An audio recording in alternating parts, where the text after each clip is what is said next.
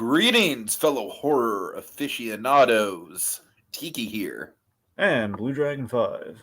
And ladies and gentlemen, over the weekend, our dear beloved co-host Blue Dragon 5 has traveled to the Monster Mania Con 2023, which happens to be the 20th anniversary. What spooky shenanigans did Dragon get into? There's only one way to find out. All right, Dragon, cue us up. All right, folks. So yes, that is right. I ventured to Monster Mania.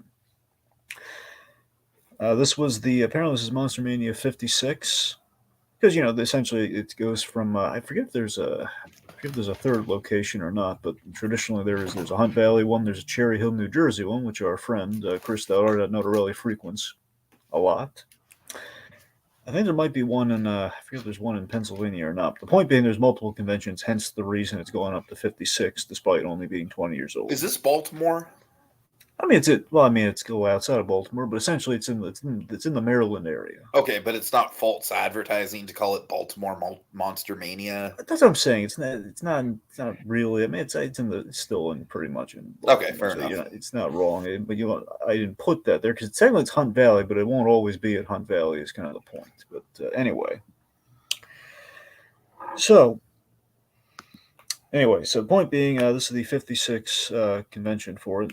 I've been going for the last couple of years on Sundays versus the usual, the virtual, like 3-day battle playing. It is a 3-day convention, but again, it was kind of like almost like the first time I went to kind of Comic-Con. I just kind of happened into it on a Sunday, but Monster Mania, it's not quite the same labor-intensive endeavor as the Comic-Con, so it's kind of a nice and breezy sort of one-day event. Anyway, so I do 2 cons a year, folks. I do the Comic-Con, I do the Monster Mania, the Monster Con, if you will. So here's me regaling you with this year's excursion. It's a spine tingling one that I don't know if Tiki's going to be able to make it out of. Well, I'm just relieved that it's going to be just a 1-day thing instead of 3 days. Oh, but it's quite the yarn, my friend. It's quite scary story. Oh boy, some twists and turns and stuff. Anyway, so again, for those who may not be aware, Monster Mania essentially is a celebrity convention. It's mainly celebrity-driven convention. Our associate Jacob Weil, he goes to something called GalaxyCon, which I'm super envious of. That is that's entirely celebrities. That's a big one. That's a big name convention. Yes, everyone. Or at least it's getting up there. All of our betters, all of our favorites. Literally this year, apparently D'Onofrio and Charlie Cox are supposed to be there. Ooh. Under the same roof. Anyway.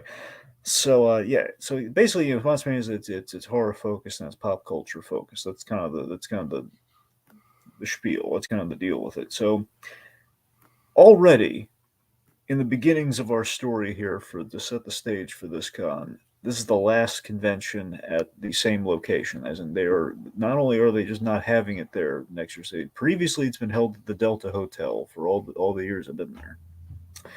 Not a lot of years, but the handful of years I've been there. And then it got taken over by Marriott, so it's Delta Hotel Marriott. This is in Hunt Valley. But this year they revealed, it was like a big storm cloud kind of brewing over the thing. A lot of finality here. They're demolishing the hotel. Oh, jeez. Completely. Like destroying it for the land. Almost like a Scooby-Doo plot line. Destroying the hotel for the land. So,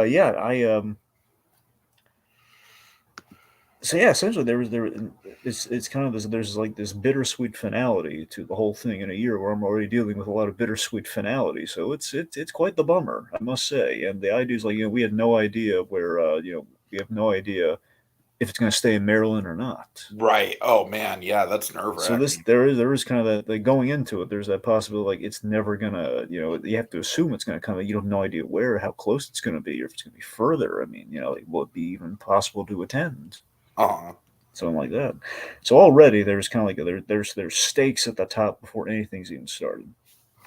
Now, Monster Mania in the recent years they started doing a twofer thing where they've had 2 conventions, and had I known this might be the last one of this location, I might have endeavored to go to it twice because they had one earlier and I had had Shatner there and everything, but ooh, I opted not to go to that one, sticking to my October guns.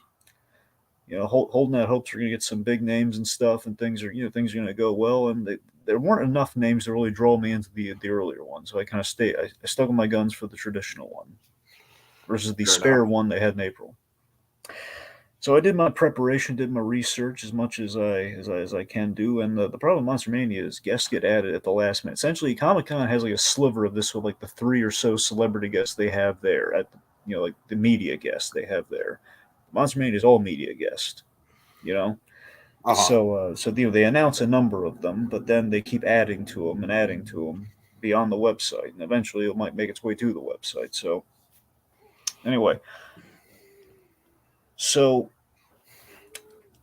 the problem there too is like once they've announced the celebrities are going to be there, they have no idea how much they're going to charge. Like you have to approximate. So I'm doing my due diligence. I'm checking out. Well, okay, so if the fancy celebrity photo up costs this much, I have to assume the autograph would be in this ballpark somewhere. Like what if they even do a table selfie, or if they don't do a table selfie, how that's going to go? So there's a lot of guesswork that went into that, but I lucked out, T, because I had an 11th hour realization that saved my bacon. So again, unlike Comic Con, I'm not going all 3 days. I'm just going the one day. And because of that, Saturday, I realized, wait a minute, if they're updating the pages, that means people who have actually been there, boots on the ground at the con, will be able to tell us beforehand Oh, how that's much interesting. everyone is. Like people have taken pictures of the little like okay, this much for this is like what their prices are essentially. So I had all those right there, all laid out for me. So I was able to like on through the Facebook thing, which I don't have Facebook, but I somehow was able to access it on the so I was able to access it. Don't ask me how, I don't know. I'm not complaining about it. Anyway, so point being, I have like the day before, I have all the information I need. So I'm like last minute recrafting an entire battle plan based on all this, like knowing who my prime targets are, all the potential people I could see.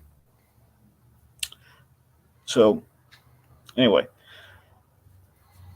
so let's see. So initially it was slim pickings when they announced who was going to be there, but and again, the odds are like a lot of last minute people are added, and as we approach the big day, like I said, now I had to eventually handicap things. I had to handicap the amount of people and select only so many because again, people are charging arms and legs for signatures and selfies and autographs and such. So you have to kind of plan and kind of coordinate it, like so. I'm looking at okay, I can get an autograph from this person. I can get a selfie from this person. I can do the combo on this guy. I just want to meet this person. Those are kind of the options. The autograph, the selfie, Sure, or the just sure. You're meet. kind of like arranging it into categories, kind of like you got like that Charlie Day like spread out. Yeah, yeah. Anyway, so it could have been a maximum of 6 to 7 people, which could be rather pricey. So I had to limit it to 3 prime targets. 3x Uh-huh. structure, Tiki. We have 3 prime targets for the day. Okay. Okay, so day starts. I get donuts on the way there to fuel up for the endeavor, get a little energy going, get some pastry goodness. I believe we've had this conversation before, but you're a Dunkin' guy, right? I am. It's Dunkin' or nothing. No, it's for me. It's a local or nothing. I think it's an East Coast West Coast thing. Probably, but it's like I trust me, man. I will trust every local donut shop over Dunkin's. Never. All right. I'm a brand man, Tiki. I'm a regular guy. I'm a brand Dragon man. support the mom and pops, motherfucker. All right, I'm kidding. They had their time. Anyway, so begin the voyage. I got my donuts. I begin the voyage. It's not a bad drive. However, it's a cool day. And like it's been hot. It's been a very hot year. It's been a very unseasonably warm weather pattern. And I only bring it up for the fact that now the cool weather's starting to roll. And it's like it's a cool day. I'm wearing short sleeves for my cool Oh like yeah, I feel the pain there in California. The weather's been absolutely bipolar. Yes, so that's the thing. So I'm wearing short sleeves because I wanted to wear like what I wore to the first convention, which is my classic Universal horror monsters and kind of they're like in a queen pose, like the Queen album with like the four heads. Hmm. Anyway, so yeah, it's basically that with Frankenstein, Dracula, Wolfman, and the Mummy. Anyway, so I'm thinking, okay, it's gonna be indoors inside the hotel. Sure, it'll be fine. It's like I'll get a cold like walking to the hotel, like big whoop. So anyway, let's see. So because I'm gonna be inside for the whole thing. So I'm taking some time. I'm basking in the niceties of the very well designed hotels, and I always like appreciate the design of this hotel. It had nice architecture. It's kind of cozy. It's simple. It's I don't know. The Delta hotels just had real nice charm to it, and I did enjoy going there. And of course, it's going to be the last time going to it, so Yeah, yeah, you would want to take the time to like soak it in. yeah. So I walked around the whole thing as I was kind of doing some recon on the area, figuring out who's going to be where. Should also mention, my folks were there because they went first con with me because my father loves the old school monsters and he loves horror and he's a much bloodier kind of guy than I am. So he's so I'd say it was kind of like a going to the old stomping grounds one last time with everyone sort of thing, Sure, sort of sure. affair. So anyway, so my prime targets are all housed in two locations out of a potential three. So the third one, they weren't even going to be there. Technically four. Let's just point being they're in two locations. You got the garden room, and you got the hunt room. Okay. Okay, you got the garden room and the hunt room. So that's where our two locations are going to be. So let's just say on the hallway when I was heading back after doing my recon, I bumped into some familiar faces in the hallway. But we're going to put a pin in that. We're going to circle back to that later in our story. Ooh, cliffhanger. It's a very kind of auspicious, full circle moment. So let's just put a pin there. I'm walking back there before they're letting everyone down the escalators and into the main event I and everything. have I have like a vague guess of who it is, but it's almost like kind of a too good to be true thing if it is him. But he was in a horror movie this year, Dragon, as I pointed out, so I don't know. It's possible. No, we'll see. We'll see. Highly doubtful, but we'll see. Okay, so I'm going to tell you this. So here's two big guests I didn't even have any plans on seeing, but just to give you a little tease at some of the other people who were there. So two big guests I wasn't concerned about at all, but they were the big, like the big. I was kind of lucky in that all the people I wanted to see were not like super top tier, like on the level everyone's going to be lining up around the corner for, like a Bruce Campbell or Robert Englund, like the previous years. Sure, sure. The equivalents to them this year were you had Corey Feldman and Elijah Wood. Oh man, Elijah Wood would have been my big one. I know Yeah. that's the thing. So he was there, and That I would have lined up for him. so the two of them had the big rooms, and I kind of scattered the area. I didn't see where Corey Feldman was being. Oh, actually, I know where Corey Feldman was. He was basically where Malcolm McDowell was last year. So that's where he was. I didn't see him there, but I did see the line for Elijah Wood. So that again, not that I'm not a diehard Lord of the Rings guy or anything. If I saw him, it would have been purely, I guess, for like the Sin City of it all. I guess recently the over the garden wall thing, but that's Sure, sure. not a whole lot there for me. Hey Elijah, do you remember when you got killed in that gag in Spy Kids 3? God. Anyway, so apparently I heard some murmurs though. That apparently people are a little displeased with Corey Feldman because he's wearing sunglasses in all the pictures, Oh no. which is kind of a jip when you want you want to see people, in the pictures. Right. Because people are paying through the nose for these photos, and I imagine this was during the fancy celebrity photo, which that's like it's probably would have been for Feldman. I don't know if I know Elijah was pretty much charging like 90 to 100 for things, which is it's a For a lot. photo? Well, they have to honestly for the Fuck table. off, Elijah. I don't Uh, care how big of a Lord of the it's Rings fan worse. I am. It's worse if memory serves. Elijah Wood, like the table photo, like the one with your own camera, is like 90, Nope. That and Dragon, that would never happen. That the would, I fancy do not photo, have that disposable income. I'm sorry, I sir. think the fancy photo is like 110. Oh man. That's the thing. So anyway, I mean, they offer like combos and stuff, which would have limited like Dragon, $20. But I not enough. am never going to pay $100+ just for some social media clout, my friend. Exactly. So, Look at me, I was in the same room as Frodo. well, this is what I'm saying to you. The thing you're talking about right now is exactly the thought process you have to apply to who am I gonna shell out for this year? Who Right, do I? right. If I gotta pick and choose, like, are they Dragon, worth? I literally don't know if there's a single person I would pay $100 to take their picture with on the face of the earth. That's I what I'm swear to saying. Like, God. like Shatner probably charged that for everything when you go there. Right. Anyway, so let's see. So let me tell you this. So again, you know how I usually rant about the the red shirts of the little helper, the minions at the Baltimore Comic Con, right? Of course. Now the Monster Mania does have has a similar thing, in which you have like They should just be called Igors. They essentially Igors, but here's the thing. I think they're really just called staff, but essentially they are Igors is probably the better term for them. But the Igors a lot more friendly and helpful than Nice. any of the minions, the shirted minions at the Baltimore Comic. And they're all wearing like a yellow shirt, mind you, but still these guys they don't get like a silly nickname for the color shirt they're wearing for being ineffective and unhelpful. Because you ask these guys anything, they actually know what's going on. These guys actually care. They Uh-huh. actually they're actually helpful. I'm saying like, hey, It we're legitimately seems like the minions are kind of just out to like enforce the bullshit policies and that's it. like I don't know Like if they they've been don't even care about like being informative. because that's the thing. Like the minions are volunteers. That I know for sure. Like the volunteers aren't getting paid for this, and that there's they're wearing shirts and there's hanging around, and they've been told like, hey, hold the sign that says end of line or linesman cap. That's all they're Uh-huh. doing. These guys, I don't know if they're being paid around. Maybe they're hotel staff, which would make sense. If they're hotel staff, that might that would probably explain why they're actually really good at their jobs. I Uh-huh. don't know. I know the convention again. The 20 years of it all started in 2003, so maybe it's the company that kind of runs Monster Mania. Perhaps it's them because they're going into a foreign location versus something it's entirely based on like okay, so the convention center is just we have volunteers who help out with all the conventions that we have versus the Monster Mania is something specific and we go to the specific hotel. But it's like we're guests at the hotel, versus like this is like our land sort of thing.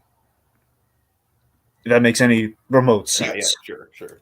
Anyway, okay. The point being, the staff's very helpful there versus what you have at the Baltimore Comic Con. Anyway, so I'm walking down the escalator. Yes, folks, walking down the escalator, as in there's already kind of like a little something in the air. There's a bit of a bad omen at the start here, where it's like, huh, the escalator is not working going Oh down. The god. hotel really is kind of on its last legs. This is in disrepair, and we are walking down. It's kind of eerie, one could say. Like it's almost like Right. the horror movies, like you're trepidatiously going down, yet the escalator that goes up is working just fine. That you want to get out there fast as you can. You want to go down a little trepidatiously. All right, so two of the big three are down there in the hunt room. Okay, so two of the big three that I'm seeing. And those two are Thomas Jane Oh, okay, okay. and Greg Nicotero. Rig Nicotero, not bad. Not a bad lineup at all. Yeah, so those were out of the three. Those are my big two, and those are probably the biggest names of the three that I was going to see. So, but Uh-huh. however, you're going to really like the third guy. So Thomas Jane, of course, 2004 Punisher, the Dirty Laundry Punisher short that was made a while back, and big thing for me was he voiced Jonah Hex in the animated DC short that they did, and he was because they wanted him for live action, but the deal fell through. Uh-huh. So Thomas Jane's a good actor, and there are other things I've liked him in. Not again, I mainly saw it because every time I go back to that 2004 Punch Me, I'm not crazy about the whole movie, but when I go to certain I mean, scenes in that he's movie, like really good though. that's the thing, You Thomas Jane, cannot deny how good he is. I think Thomas Jane's a really good actor. And I think of all the Punisher actors, what he did really well, that the rest of them, I mean, they did well in different other ways. That I think Thomas Jane brought the most kind of like he was the most salt of the earth Punisher, like most Uh-huh, kind of like totally, grounded, totally. like is the guy who I still call BS on that movie. Like, why does it have to be like a whole Castle family reunion? It's just gratuitous. It's like we kill like the whole family versus like okay, it's just the wife and kids going to the park one day. It's like it's the I feel whole that. I feel family. that. But every time I go back to that movie, Tiki, that scene where he's fighting the Russian is perfect and from the comic. It's like it's For me, the flawless. most memorable scene in the movie is the popsicle torture I know scene. well, you're right. That's also no. That's what I'm saying. Like that movie did pull some great Punisher scenes from the comics and did it Uh-huh. flawlessly. Like the popsicle and the popsicle and the Russian fight, in particular. Those are like these scenes from that movie, and he's great with Uh-huh. the scenes from that movie. So, And then, of and course, the it's not directly Thomas Jane related, but the scene where the guy's getting his piercings ripped out. I know, yeah, no, for sure. So the fact is, I got appreciation for Thomas Jane. Also, he did that show on HBO. It was pretty good. The show Hung. It was not bad. Anyway, Oh, I so forgot that was him. Yeah. yeah, he was a good lead in that show. Uh-huh. Seriously, you were rooting for him I watched despite. a couple episodes of it. I never really followed it. I love the premise of that show. Just in the idea you're really rooting for this guy to get his life together amidst this very unique circumstance. Uh-huh. Anyway, So Nicotero, of course, you know Greg Nicotero, the makeup effects guy from Do I K and know B Greg Effects. Nicotero? Of course I know Greg Honestly, I was Nicotero. worried you might not know. He's giving your memory. I was worried you may not know Greg Dragon, Nicotero of offhand. course I. Come on, come on. All right. Well, at the very least by name, because it is K and B Effects, so he's not a K or a B, but he's there. Uh-huh. So that's, of course, for the folks out there, Evil Dead 2, the United Monsters Talent Agency, which you and I recapped on Haunted Holiday Hijinks.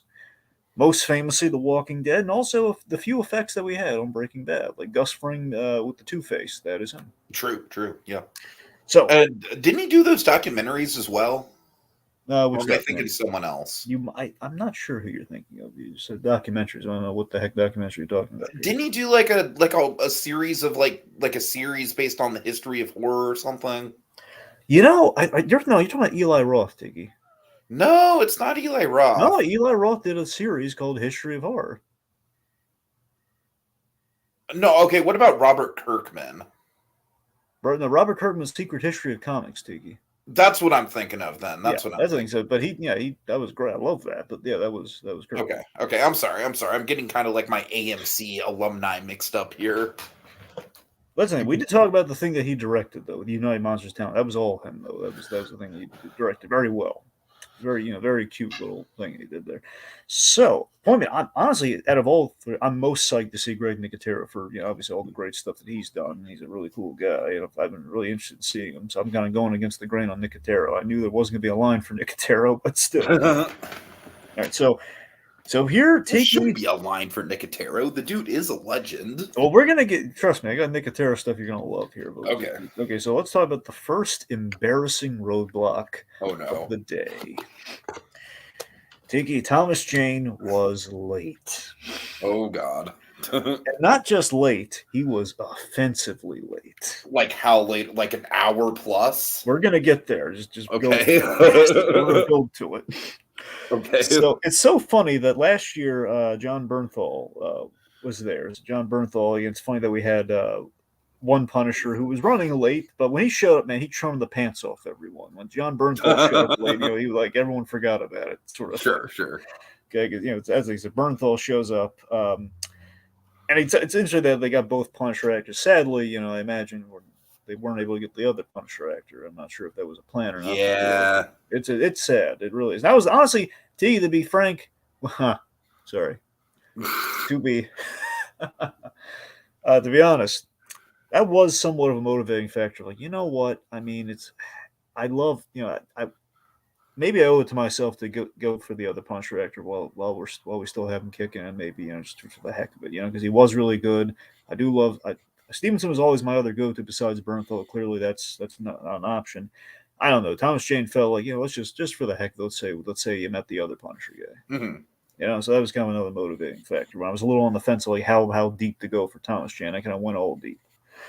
I didn't do the fancy. I didn't do the fancy expensive photo option for anyone. Just so you know, I didn't do like the little printout thing. So anyway, okay. So I go in there, everything opens up. I show up there. So the convention opens at 10, right? Mm-hmm. Convention opens at 10, and I'm in line. Its line is not bad at all when I show up there because there's maybe 3 to 4 people in front of me. That's not bad at all. You're right there. You're you barely even have snaked around at all. Sure, yeah. So they say, but if okay, the person's running late, it doesn't matter how short the damn mm-hmm. line is. Precisely, my friend. Precisely. So I'm there. It's not a bad line. They're not there. Initially, that's again. I'm thinking back to John Bernthal. Okay, well, he's probably going to be a little late because Bernthal a little late. Best case will be half an hour or something.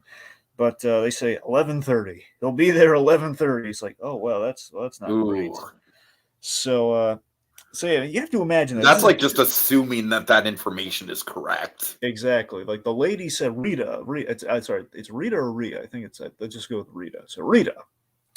She says, "Oh yeah, he was at 11:34 yesterday, so that's what I'm operating on," which is not the comforting thing you want to hear. Yeah. Okay. Yeah. So, T, bear in mind, this is the third day of this convention. These guys have been here essentially all 3 days. Elijah Wood, I think, just came for Sunday, so that was the thing. Elijah Wood was those people are in for a heck of a line because if he wasn't there the other 2 days, he's just going to be there one day. It's going to be Sunday. I'd pity the person who's in the Elijah Wood line. However, basically, if you're going on Sunday to see Elijah Wood, that's all you're going for, essentially, right? However, I will say this: I did hear something really nice about Elijah Wood at that con. I heard that he kept it moving like a champ. Like when he started signing, like he cracked him out. So apparently, it may not have been. It probably was a huge line. He probably kept him going. Nice, nice. That's what I heard. So, you gotta imagine these guys, for the most part, they've all been there for 3 days, essentially getting free money, practically. Essentially, they're just getting there. So there's going to be a heck of a writer's cramp, I'm sure, but still, free money. That essentially is their payment for these conventions. That's how it's always been explained to me how that works.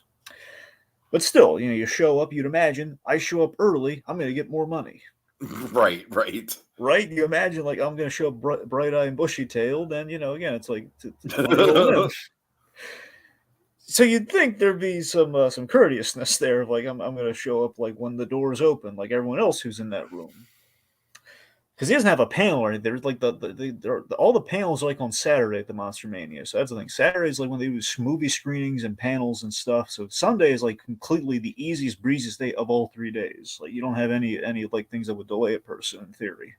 Mm-hmm. So I'm thinking like a long breakfast or something, but this is more than a long breakfast. It feels like. Okay, so maybe he had second breakfast. Lord of the Rings reference there. Okay. Anyway, so these poor, so I'm feeling really bad for the folks in line because again, behind me as the time is going on, and again, if he was there, it would be a breeze. But everyone is like piling up behind us because so much time is passing. Yeah. So these poor guys there. So again, the line grows, and then Tiki. Oh God. The VIPs show up. Oh no. So the VIP. Oh God. You're not going to believe this. The VIPs who paid through the nose to be stood up along with us. Oh man. So again, they get the line jump, and not only do they get the line jump, for some reason, this one just feels like a slight to me. Honestly, the people in front of us, I don't see any green wristbands on them, so I think they're average Joes like me. But for some reason, all the line jumpers are placed right before me. Oh God. Not before the other four people, just before me. Right. It's not even like, okay, logically the VIP should go in ahead of everyone, even though it's a little ridiculous, but they should go ahead of everyone if they're going to go there for the VIP thing. Sure. But still, it's like, no, just specifically before me. So there's like a line of like 5 people or so, but it's not crazy, because again, they're probably charging an arm and a leg for it, but still, it's like, it's just a little insulting. Yeah. So anyway, we passed the 11:30 mark, and I'm looking at 11:34. Come quick! Oh man, it ain't 11:34, Tiki. He's still not there. And again, the helper lady, Rita here. She's not doing great diffusing things here. Man. It's very much, you get a sense of this lady's in over her head. They can't really like a part of me just wants to say, "Hey, Rita, call him. Tell me, right, yeah, get down here right now." Okay, tell me shit. Like my father's like great. I feel bad for my poor folks, my poor parents. They're standing there and they want to shop around and everything. It's it's like this thing, but I envy them because honestly they want to be there, because between that and we can't just line jump to the Nicotero thing, because Nicotero has no line at all. Nicotero. Oh, okay, yeah. Every thought about being just wants to hop over, like have one of them hold the spot and go to Nicotero, but Nicotero is doing this cool thing where everyone getting in with the pictures gets to hold fake heads and skulls. Oh my God. And they want in on that. And it's like, I can't blame them for wanting in on that. So it's a thing of like, okay, well, we all want to get in the picture, obviously. So someone has to be in the line. So clearly we got to do this first. So it's unfortunate. So Tiki, 2 hours pass. Oh God. Or I guess specifically an hour and 50 minutes, but let's be honest, 2 hours pass. And this is like the weight you feel, Tiki. This isn't just like, you're going to keep yourself busy and commiserate in line. This is a weight that you feel. Oh no, I feel that. Yeah. Like a part of you wants to like incite an angry mob. Honestly, you get so ticked off to a point. It's like, for example, it's like if you're waiting for like a concert to start or something like that, and you arrive at the venue a couple hours early to get a good spot.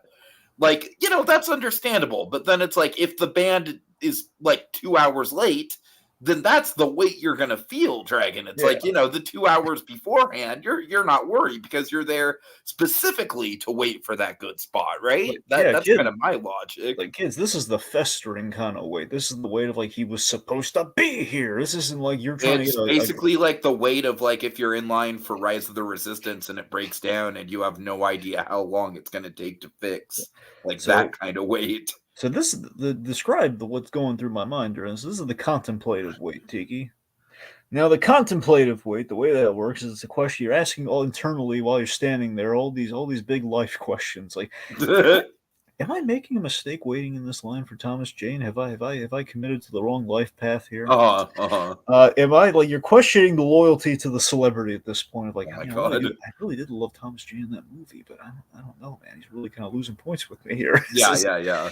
Yeah, it's a shame because I have a lot of goodwill built up with Thomas Jane in my mind. you know? Anyway, so let's see. So the line. So again, you see again the lines. Lines filling up and everything. And anyway, and again, as I said, you can't step out of line, for the fear of like, okay, even if you step out of line for a moment, it's just gonna be a thing. It's gonna be a little considerate and everything. But still, it's like I could just step over the Nicotero, but I can't. Anyway, so now I'm just picturing Nicotero like literally with an eye shot of you, just like beckoning you forward, like, "Hey, I've got plastic skulls." It's funny you mention that, Tiki. Something kind of like that happened. Oh God.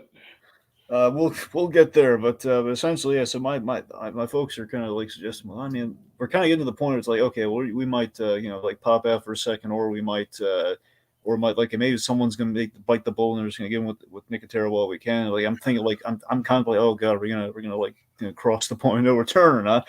And well, I mean, at this point, it's like it's the sunk cost fallacy, right? Mm-hmm. Because you've already invested the time. Yeah, exactly. So. But anyways, right as this conversation is happening, the man shows up. He finally arrives, and for a moment you heard people cheering, but then someone said, "No, don't cheer that! No." I feel that. I totally agree. Like my father was griping to me, like, he's gonna be late. He should discount, like, he should discount the autographs and everything. He should offer everyone a discount for making everybody wait, which I full-heartedly agree with. I mean, honestly, that would definitely be like the good faith move on his end. It would, but it's not. And I gotta tell you, Tiki, Thomas Jane, when he showed up, now I know Notorious. From where I wasn't able to see his feet. Notoriously, Thomas Jane walks barefoot everywhere. Oh God. No, and I unfortunately he was sitting down. I couldn't tell. I wasn't really actively looking. Like I'm not Tarantino after all. I'm not looking. But here's the thing, man. Thomas Jane showed up. He's wearing a ball cap and looks vaguely haggard. Ooh. I mean, look this way. Not haggard, but to the point where it's like he's wearing a ball cap, he's not taking it off. I'm not saying he has to take it off or anything. I'm just saying it's like a sign of things to come. And he's sitting down. Now, Kane Hodder, when I met Kane Hodder a couple of years back, the man was sitting down, but Kane Hodder's bad knees, and he's been a stuntman. He's been through God knows what. Getting a little up there in age. Like, that man can sit. He's earned that seat, man. He can sit down as long as he like. I have no compunction. I'm not going to make the guy the day before. He's dressing up in the Jason costume, taking pictures of people. Like, that man earned the rest, I'm just saying, Thomas Jane shows up late and he's sitting down. Like Bernthal, when he showed up, he's got like the little table stand there. He's standing, he's talking to people, he's signing. Like that's what I'm saying. When he showed up, he charmed the pants off of that entire room. And I get the vibe that with Thomas Jane, it was kind of like not so much that. Well, he shows up, he sits down, and he's not mean to him. He's friendly. Don't worry, he's friendly, but he's moving through that line a little faster than I think he'll right, yeah. So I'm getting my praise in. The interaction's not really that personal. Not personal as Bernthal. Bernthal is you get practically dinner and a show with the man. Oh God. That's the thing. Like Bernthal is like you had a real conversation with the guy. Like it's like, this Bernthal, I know you can't say anything about it, but I really hope to see you come back. And the role he gives you kind of winking at that. Well, we'll see. Like saying I can't tell you I'm going to be back, but there's talks going on. Mm-hmm. Anyway, so he's sitting there. And he's signing like the wind. And yeah, I greet him. I tell him, about the Jonah Hex thing. It's like, oh man, I really, I love what you did there. He says, oh yeah, great. He says, yeah, they really, he's quippy. He's quippy and he's nice. Like, oh yeah, sure. The studio really missed the boat on that one. I wouldn't know better than the other guy. Mm. You know. Anyway, but yeah, so he keeps it moving. We get a picture in there. But that's what I'm saying. It's like it just felt a little rushed. Right, yeah. Felt a little rushed, and now I'm on somewhat of a time crunch because I knew Nicotera was going for the fancy, overpriced photos at like 12. I've got plastic skulls, kids. Okay, no, I'm getting there. I'm getting there. So, thanks to Nicotera. He's okay. You're gonna love the Nicotera. Anyway, so at 12:10, he's got like he's got to go for the fancy, overpriced, like the Polaroid photo op thing. Oh God. Okay. They print out the photo. That's essentially why it's fancy. They print out Uh-huh. like a big 8x10 photo of you and the guy there while you're there. Anyway, so I know he is like he's leaving at 12:10, which is why I'm a little antsy with the Thomas Jane line. Oh yeah, I Like, would be a little antsy with that. it's Yeah. already close to 12 when he shows up. If not, like probably by the time I get things signed and everything, get out of there, it's it's pretty much 12. So it's kind Uh-huh. of a little window.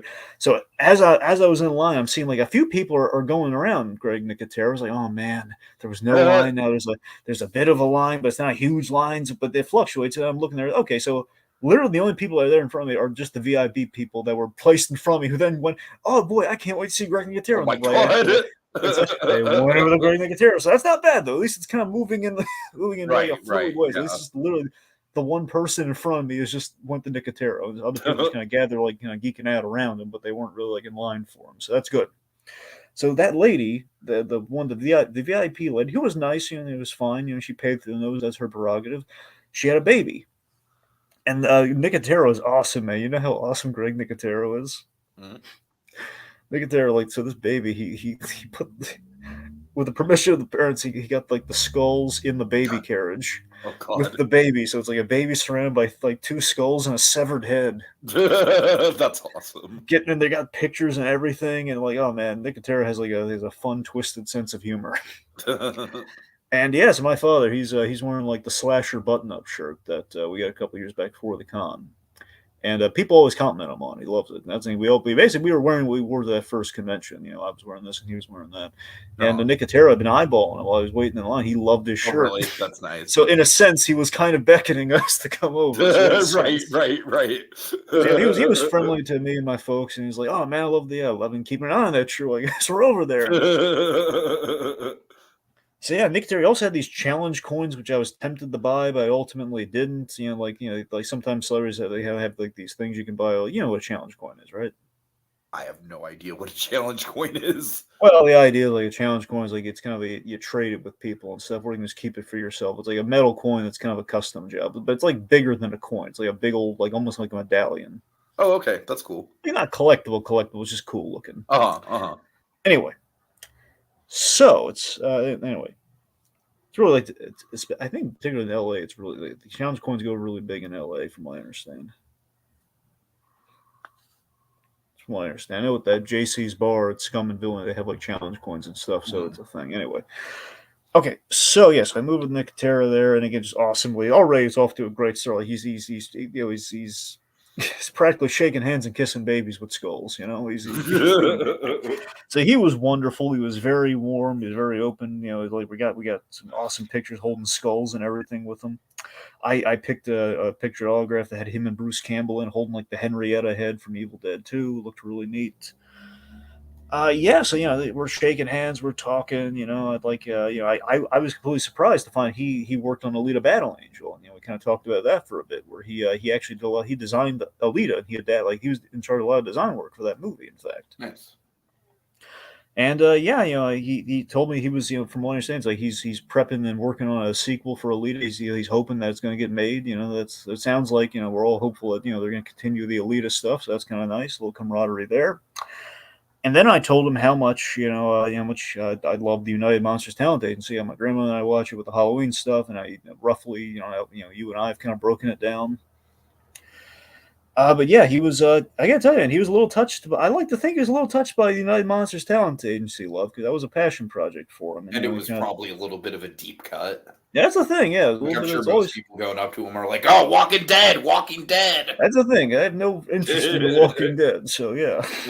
But that's the thing. I think it was a lot of times you walk into a celebrity and you kind of tell them something obscure. They really appreciate it. It's kind of a fun little, Sure, it's kind of a sure, blast yeah. from the past in a sense. And he kind of told me like originally it was planned as a movie and that it was shot in 2 days. So yeah, he was really cool. So Nicotero was he lived up to the hype I had imagined in my head.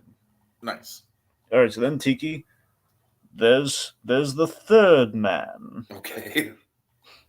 Okay, so the third man. Oh, I'm going to build him up. So we go to the garden room. So we go to the garden room. We go back upstairs. We go to the garden room. Um, Again, once we get this guy, it'll be smooth sailing for the rest of the day. Basically going around the vendors and stuff and all the cool things that people are selling at the stands and everything. So the garden room, you had three Sons of Anarchy guys and one other guy. That's who's in that room. Okay. So here are the people that are in that room building up to the guy we're here to see. So you had Mark Boone Jr., who's Flash in Batman Begins, and who was Mulk in Mando. He was the guy from the episode that introduced the Bill Burr character. And he's in Sons of Anarchy. So that's the thing. I was tempted to see that guy because of Batman Begins, but that was one of the things where you realize, like, I mean, look, I love Batman Begins more than the next guy, but I mean, do I really want to shell out like the prices everyone else is charging for Flash? I mean, it's not Gary Oldman. I don't know. Right, right. So tempted, but at the rates that he was charging for, honestly, for a selfie, because most of these guys I would do selfies on, and based on that, I was like, I don't know if I'd go for like $50 for a selfie with this guy. I wouldn't do that. Oh. Then he had Tommy Flanagan, Guardians of the Galaxy 2. He's one of Yondu's crew. He's in Sons of Anarchy. He was in Gotham. Bit part in Gotham. And again, like my parents love Sons of Anarchy, so they were kind of if they weren't thrilled by him, they wanted to see Kim Coates, who canceled. They were really excited to see Kim Coates, but he canceled on him. So that's things. They weren't swayed by him. Neither should I. I felt ultimately.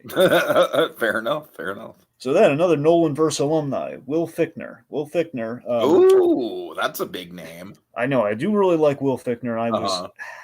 I was tempted to get some signed by him. It was somewhat of a budgetary thing. It was the thing of like, I mean, he was the guy with the shotgun for the Dark Knight. That's cool. Right. It's like as far as like, I mean, he's a big name actor, but as far as the stuff that you have personal passion for, yeah. I have two things. I have like two things with him. It's that and three things. I've seen him in Moms. There's the Dark Knight, and then the big thing is Prison Break. He was really good in Prison Break, which I loved. I think it was the best one of the best roles he's ever played. I thought that was really good, and obviously he was in Heat as well. Heat's a big one. So the point, Fichtner's great. I have no compunction with Fichtner, but I kind of had to make some choices here. So he's in the room, and I was thinking like, okay, if I have time, I'd like to say hi to the man, just kind of do like a just meet him sort of thing. Just walk up there, not buying anything, just kind of meet him, which is possible at these cons. Sometimes it's better results than others, like Zach Galligan would be an example of it not going well. Anyway, so that brings us to the fourth person in the room. Who is the third man? Can I guess? Who is it? Is it Ron Perlman? No, it's not Ron. It's not Ron Perlman. Okay. No, okay. Fun fact though, he was at the other Sons of Anarchy, and he's also a horror guy. So well, no, here's the thing. He was at I think like the New Jersey con. I think he was at Cherry Hill. So that's he was at a Monster Mania this year, but not mine. So. That's funny. All right, then I don't know. Okay. Okay, so this you're close though. This was Is it Charlie Hunnam? No. No. Okay, then I don't know then. Okay. This other person was the third of the Sons of Anarchy guys. Okay. So he is a Sons of Anarchy actor. He's not Ron Perlman. He's not Charlie Hunnam. And since you're saying a he, I'm assuming it's not Katie Siegel. No, it's not. It's that would have been great, but no, that's not Katie Siegel. Kenny Johnson. Kenny Johnson. Okay, when I tell you who Kenny Johnson is, you're gonna go crazy. Okay. He's from Bates Motel. Oh, okay. Who's he play? Caleb from Bates Motel. Oh my god. Jesus Christ. Right? That's like it's a weird role, Dragon. It's a weird role. So he's done stuff like Sons of Anarchy, Bates Motel. If you said he played Chick Hogan, I would have gone nuts. Yeah, so that's like so you have you've never come across Ryan Hurst. Carbonell at a convention, have you? I have not. Believe I'd be the first to tell you, Tiki. No, I have not come across Mr. Carbonell, unfortunately. See, that's the bit player in The Dark Knight that I would absolutely be thrilled. Oh yeah, totally. And honestly, yes. I think if you cited Bates Motel to him, I think that would be one of those like, yeah, I really did put my all into that role. Because with him, I'm assuming most people who talk to him probably talk about Lost. Like that's his big role. It'd be a safe bet. Anyways. All right, so of course, he's Caleb in Bates Motel. He's in Sons of Anarchy. I guess a memorable role. He was in the show called SWAT, and recently I saw him in something recently. I kind of forgot about it until I saw the photos on the table. Like, oh yeah, he was in that. Mayor of Kingstown, Jeremy Renner's show. Oh, that's right. Yeah, he played this. He played the serial. Well, I don't know if serial's right. He played a killer who kind of a mentally ill killer. Yeah, I remember you telling me about that. He popped up in that. Yeah, and he was good. He played like this sympathetic kind of killer character who was in the show. Anyway, so my folks who love Sons of Anarchy, they were kind of like, I kept telling them like, yeah, he's in Bates Motel, and they kind of didn't really put the pieces. The thing I've told you my mother before. My mother, I'll tell her some things 100 times. It just goes in one ear out the other until like until she discovers it on her own, and then she tells me, it drives me nuts. Like, I know I told you this already. Oh my god. Anyway, sounds familiar. Yep.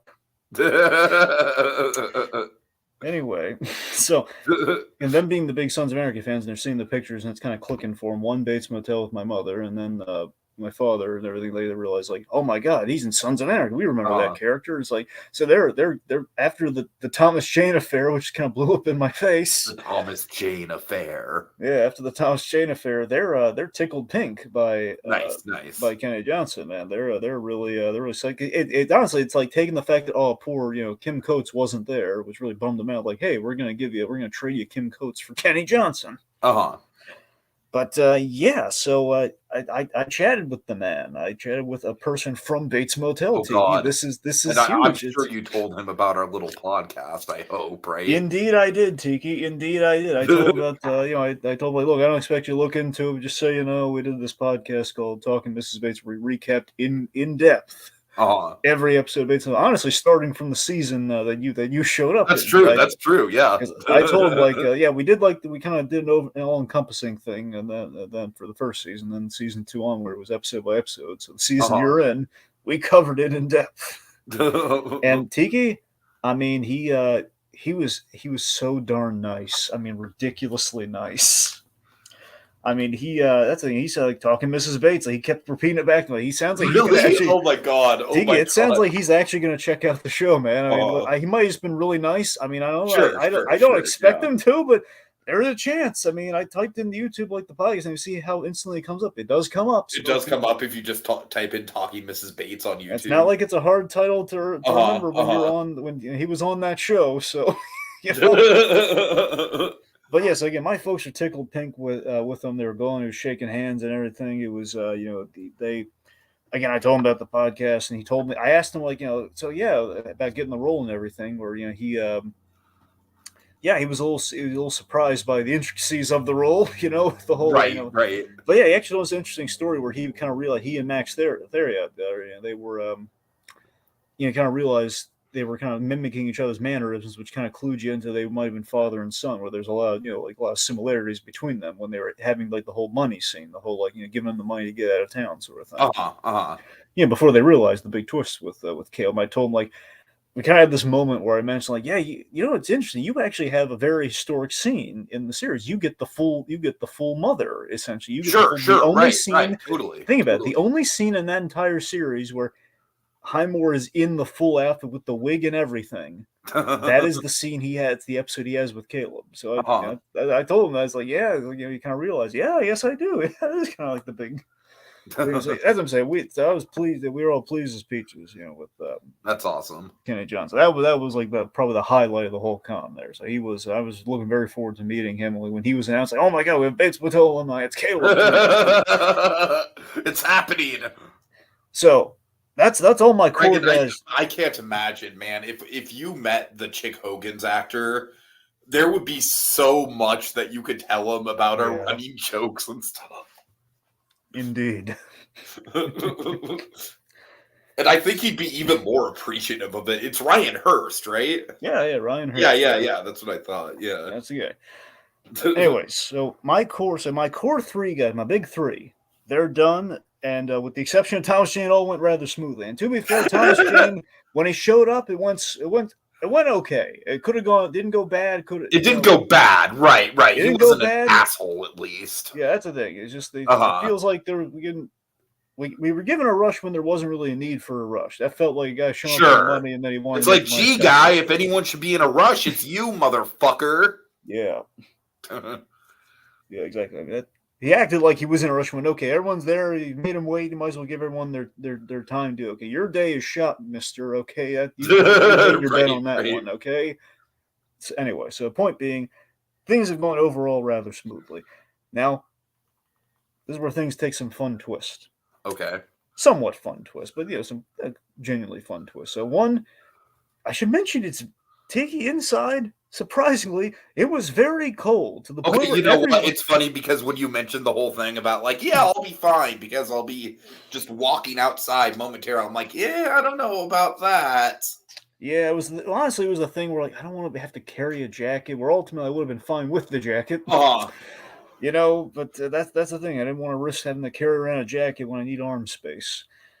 But yeah, so Tiki, it was very cold inside. It was a cool day already, and I was thinking, like, is someone like leaving doors open or what? But the belief is that they left the air conditioner on. That is the belief because it was like that. It was that cold in there, Tiki. It felt like everyone you asked in there was like, "Hey, how you doing?" Well, okay, it's a little cold. I was like, "Yeah, right." So everyone essentially was poor Kenny Johnson. There's the Kenny Johnson, that old convention. Kenny Johnson in his little corner in the back room.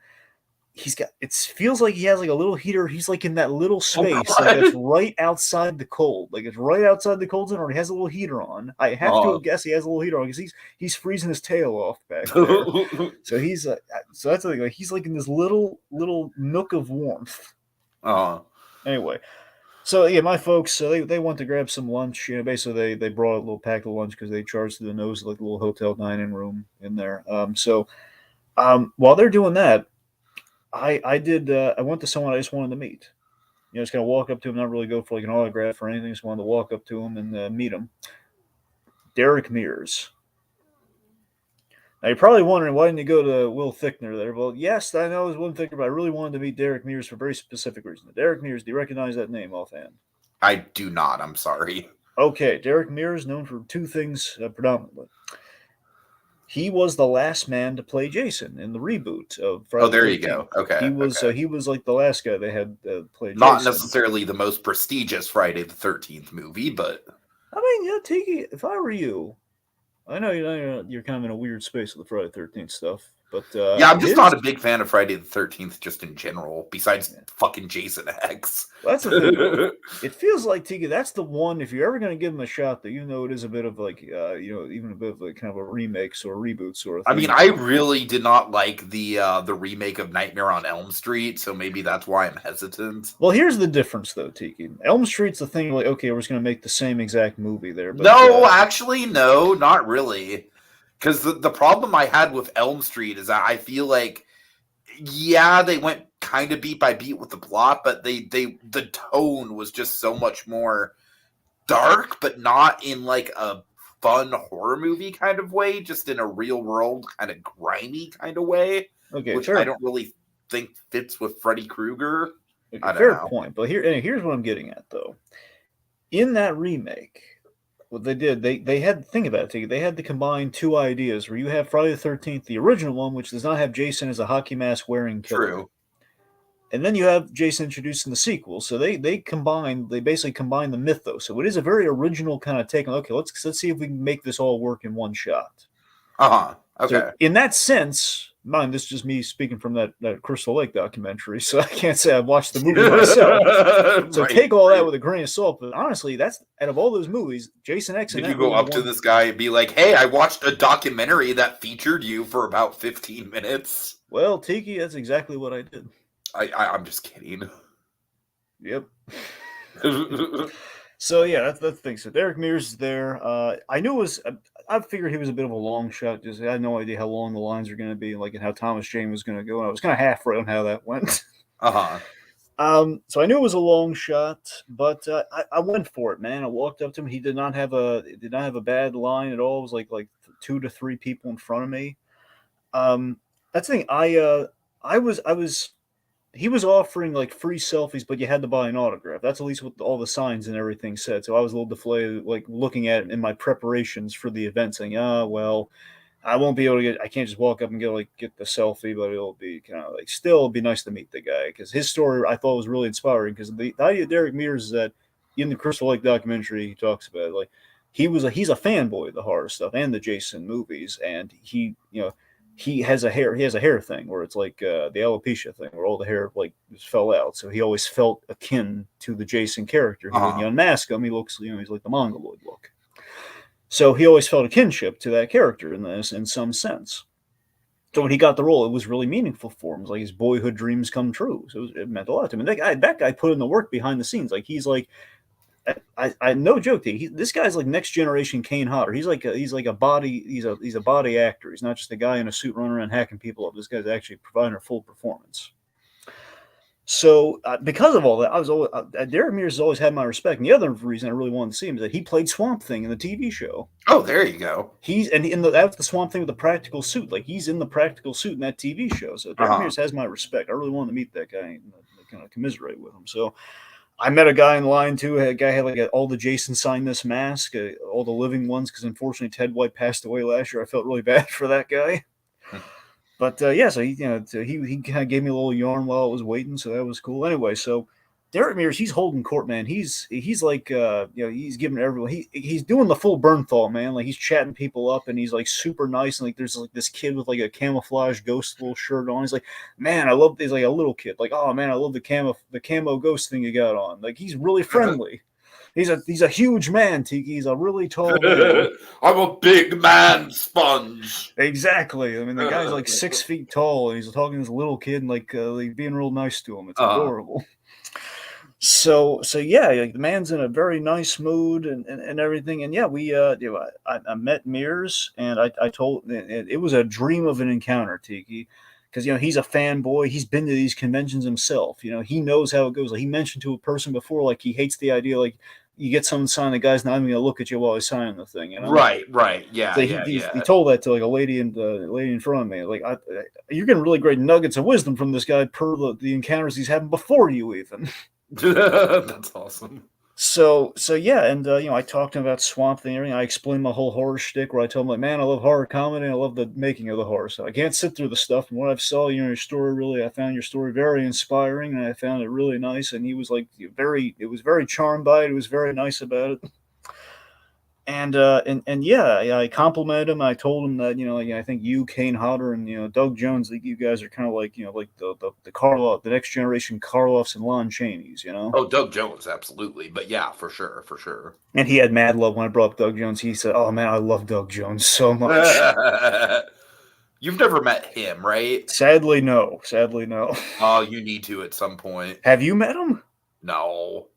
Well, yeah. I'm just saying, with your, with the repertoire of people you have met, he feels like he'd fit right in. Well, for sure. Yeah, I mean, I'd love to meet Doug Jones, but yeah, certainly. That's the thing. So yeah, he's. So I told him, like, you guys, essentially you're like the Boris Karloff, the slasher stuff, and he was. I tell you, and he really shook my hand in that moment, like on reflex, saying, He was so touched when I told him that. Oh my God. Like awesome. He was like, oh man, I can't tell you. Occasionally people have told me that, but it really gets him in the feels, like to be compared to, because he loves the old school. He really liked my shirt too with the old school Universal Monsters on there. So yeah, and Tiki, the man was so nice. He offered me a free selfie. Oh really? Yes. Oh, that's fucking great. That's awesome. You want to get a picture? I said, yeah. Got a picture, and he was just so darn nice of him. And then I told him my little full circle story. Here's where we circle back a little in our story. Oh boy, okay. So last year, I believe it was last year, I was passing whatever last year was, last year, the year before. Kane Hodder was walking down the hallway that gets you to the main lobby. And I was just walking back after getting stuff done, and I was just walking back very casually, and I saw Kane. I met him before, like the year before, like, and actually, sitting down getting a picture with him. So it was like it was always like a really nice moment I cherished with Kane Hodder. I was kind of walked down the hallway and says, "Oh, hey, Kane," says, "Hey," just walked very casually. I'm sorry. That's just a very mundane but delightfully mundane. Look, and I've met the guy properly before. Right. Kind of like, I'm not gonna like. stop him in the middle of the hallway and it's just the like thing Kane, like Kane, where are you off to, buddy? yeah, I just thought it was like a very nice. Oh my god, there's like the definitive Jason's walking down a hallway, and it's like say hi to the guys. Oh hey, oh my you god. know.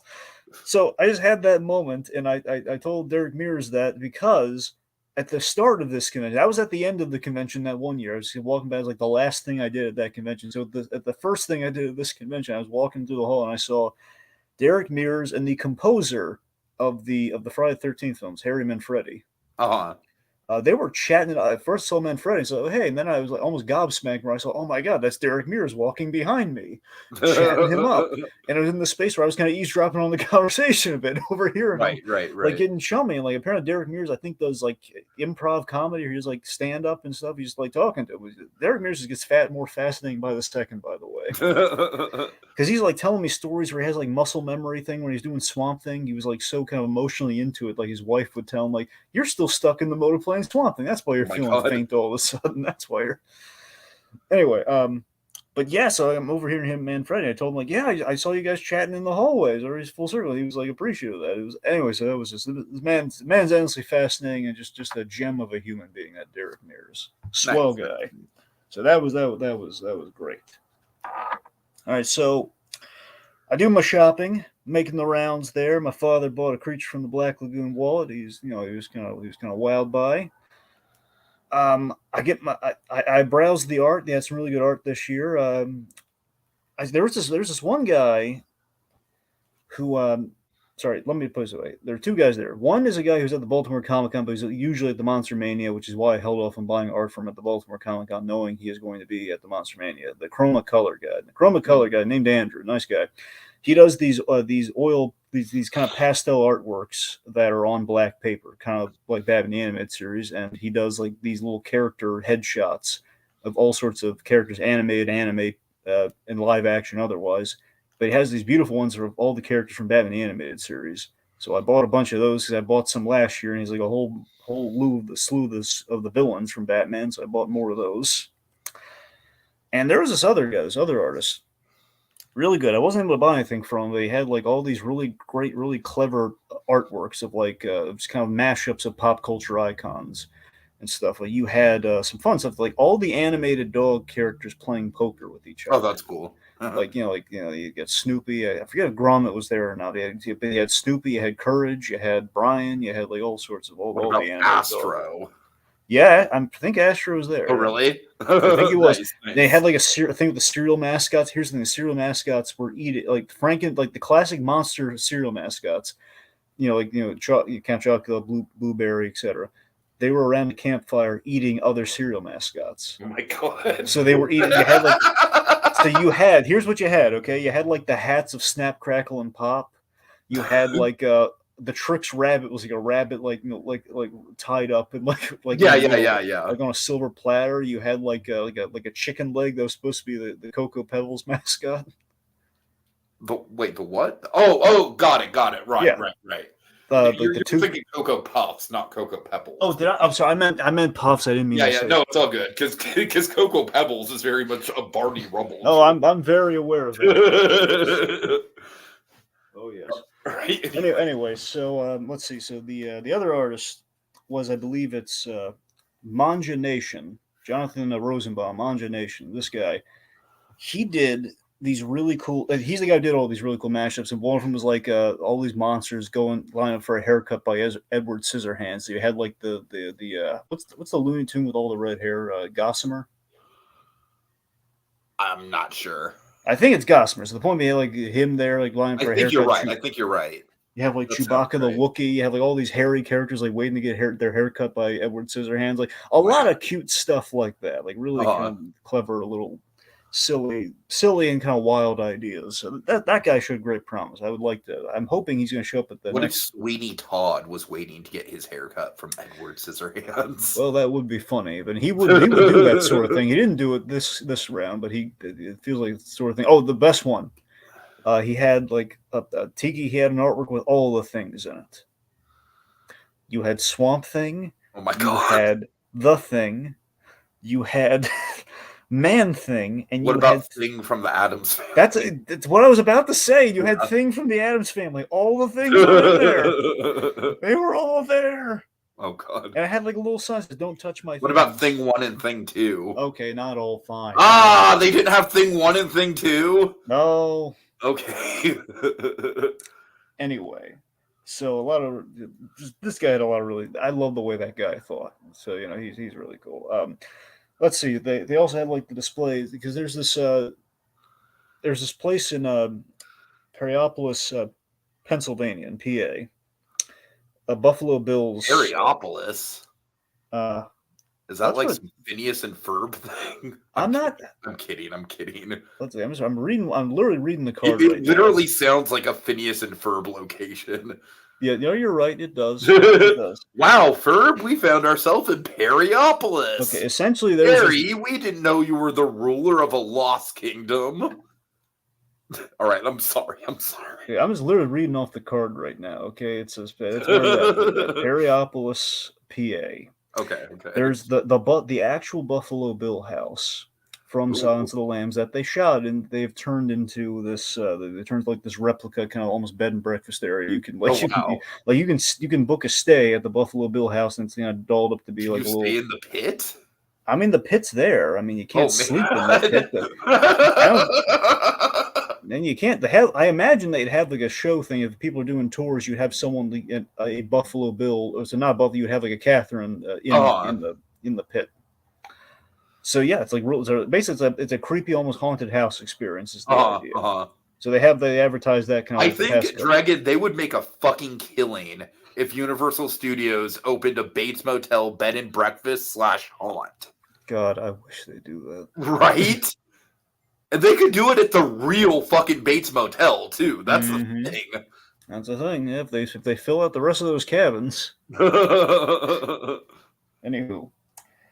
sorry, it's Chromacoma, by the way, not Chromacolor. Chromacoma. So those are Chromacoma and Magination. Those are the artists. Anyway. So I got my signatures authenticated, which goes a lot easier than it does at the Comic-Con, because the authentication thing, because it's just celebrity autographs, they do it for like $10 a pop, which is really good compared to like $60 to get something authenticated with comics. Anyway, so it was time to go. My folks were getting winded, and we were all freezing half to death. So on my way out, since Tiki was like a little kind of spur of the moment thing, as spur of the moment as it gets. So I was on my way out, and I'm on the way out to the lobby. You pass the garden room, and it's at least the lobby and the exit.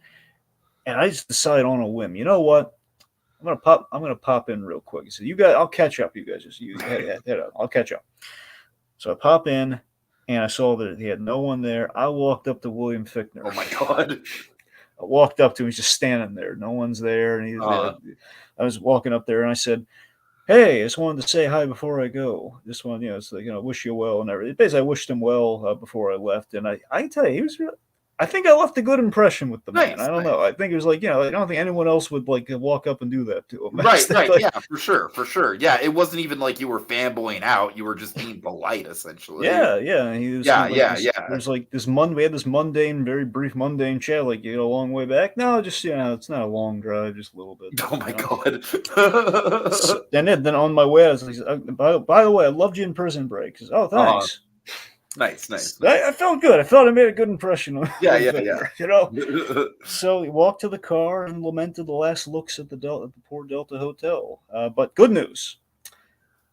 On the back of the program, they built they kind of built the reveal for this sort of thing in the days leading up to convention, I guess, because I know everyone was kind of wondering what the heck's going to happen. And they on the back of the program it said. They're moving it to a hotel in the Inner Harbor, which is like roughly where the Baltimore Comic-Con is. So nice. It's not far. So in fact, it's technically close. It's closer. So it's closer, but there is a caveat that no one at that convention is thrilled about, which is why all the artists are kind of wondering if they're going to show up next year. It's that park like hotels in the Inner Harbor, there is no free parking like the Delta Hotel, so everyone's got to pay for it. Man, that's the problem. That's a deal breaker.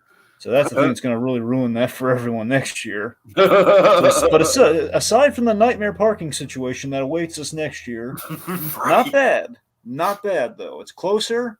It's not I bad. couldn't It's just, imagine the parking situation in San Francisco for a convention, man. The parking situation in San Francisco, just in general, is awful. I mean, you just kind of have to stay at the hotel for the San Diego Comic Con. Right, You kinda right. have Yeah, to, you know? exactly.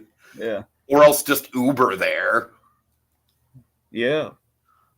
All right. Anyway, and that's it, Tiki. That's the trip. Okay. Well, Dragon, this was a fun little diversion, my friend. Yeah. And kind of like nice that it was just a day instead of 3 days. And I think we got a lot of good interactions in there. Yeah. Okay. Well, folks, we will be back with we are continuing our Haunted Holiday Hijinks coverage. We're covering something from Disney Plus that just dropped, a certain little animated special. Loki, Phineas and Ferb, all that good stuff. So stay tuned for more. Have a good one. See y'all later.